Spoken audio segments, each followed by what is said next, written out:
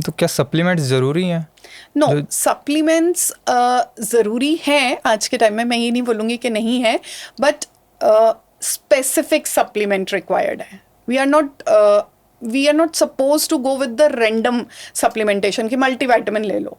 I am never in favour of multivitamin. Reason being, हो सकता है मुझे सिर्फ विटामिन B12 की ज़रूरत हो सकता है मुझे सिर्फ जिंक और सिलेनियम की ज़रूरत हो. So why I am putting my body under pressure कि मैंने उसको एक पूरा सप्लीमेंट दे दिया जिसकी मेरी बॉडी को ज़रूरत नहीं है, तो वो तो आपने यूरिन से ही पास कर देना है. तो उसको आप बॉडी पे डाल के अपने लिवर को एक एक्स्ट्रा टास्क दे रहे हो कि वो उसको मेटाबोलाइज करे और फिर उसको सिर्फ उठा के बॉडी से वॉश आउट कर दे.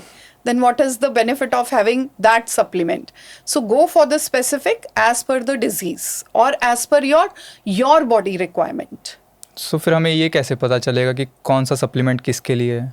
यस, सो वहाँ पर सबसे पहले आप अपनी ब्लड टेस्टिंग करा सकते हैं, जहाँ पर आप पूरे ब्लड टेस्ट कराएंगे. You will come to know कौन से वाइटामिन्स आपके कम हैं, प्लस आपकी बॉडी क्या सिम्टम्स दे रही है. मान लीजिए अगर आपका लिवर वीक आ रहा है तो डेफिनेटली आपको wholesome of protein is not required. आपको BCAA या BCA जिसको हम कह सकते हैं ब्रांच चेन अमीनो एसिड्स, तो एक्चुअली आपको स्पेसिफिकली उसी की ज़रूरत है. आपको पूरा प्रोटीन पाउडर लेने की ज़रूरत नहीं है क्योंकि आपका लिवर उस पोजीशन में ही नहीं है कि वो सारे एसेंशियल अमीनो एसिड्स को डाइजेस्ट कर सके. जितने अच्छे से वो BCA को कर लेगा और वो उसको सही से यूटिलाइज भी करेगा, अपना रिपेयर भी करेगा और आपको भी वेलबींग देगा.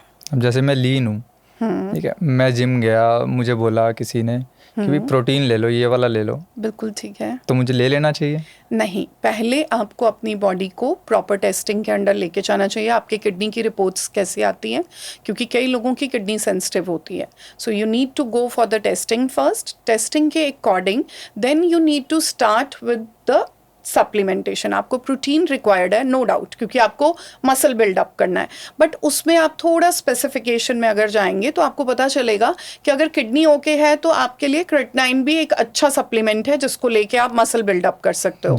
आप जो है वो फुल प्रोटीन आइसोलेट भी कंज्यूम कर सकते हो. बट अगर आपके उन सब चीज़ों में प्रॉब्लम आ रहा है या आपका गट ही उस पोजीशन में है कि यहाँ से आपने खाना खाया and you are going for the motion, आप एकदम से स्टूल पास कर रहे हो, तो उसको लेने का क्या फ़ायदा होगा, वो कभी भी एब्जॉर्ब नहीं होगा. तो मैटर करता है बॉडी एब्जॉर्ब कितना कर रही है. सो वो आपके जितने वाइटामिन्स, मिनरल्स और जो चीज़ें प्रेजेंट हैं उनके according then you have to go for the specific one. So आपका कहना है कि कोई भी सप्लीमेंट बिना डॉक्टर के या बिना न्यूट्रिशनिस्ट के नहीं लेना चाहिए? बिल्कुल.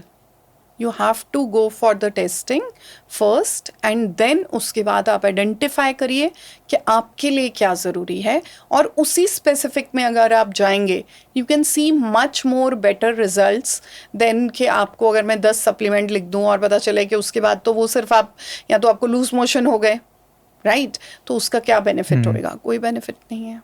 नहीं, तो सिर्फ सप्लीमेंट्स ही मैटर करते हैं या उनकी टाइमिंग भी मैटर करती है? टाइमिंग भी मैटर करती है. अब जैसे स्पेसिफिकली अगर मैं बोलूं तो मैग्नीशियम जो है वो इवनिंग आवर्स में आपको लेना चाहिए सो दैट कि आपका जो सेल रिवाइवल प्रोसेस है वो अच्छा होगा, राइट. आपको स्लीप अच्छा आएगा, आपको कॉन्स्टिपेशन में रिलीफ करेगा अगर आप मैग्नीशियम इवनिंग आवर्स में लेते हैं.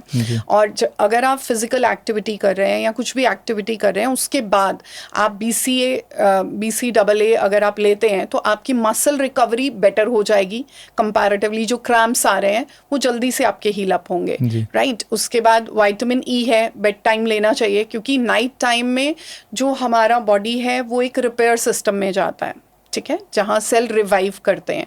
तो विटामिन E जो है वो एंटीऑक्सीडेंट है, तो वो एंटीऑक्सीडेंट जो बॉडी में हमारे फ्री रेडिकल्स हैं उन फ्री रेडिकल्स को बॉडी से क्लिंज आउट करने में हेल्प आउट करेगा. सो हर विटामिन का एक अपना इम्पोर्टेंस है.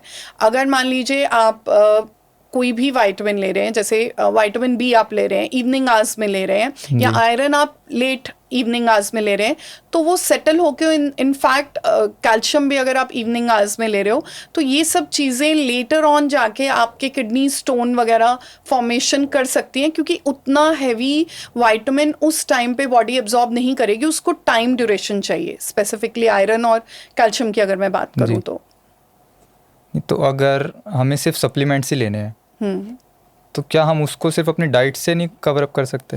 सी ऑनेस्टली अगर मैं बोलूँ कुछ साल पहले ये चीज़ें पॉसिबल थी कि हम अपनी डाइट में उन सब चीज़ों को ऐड ऑन कर सकते थे, बट अभी प्रॉब्लम ये है कि जो रिसर्च भी कहती है कि जो हमारी सॉइल है वो इटसेल्फ बहुत ज़्यादा जो स्मॉल मिनरल्स हैं, मैग्नीशियम हो गया, सिलीनियम हो गया, इन सब में वो डेफिसिट हो चुकी है because of the sprays, pesticides और द केमिकल और द पॉल्यूशन।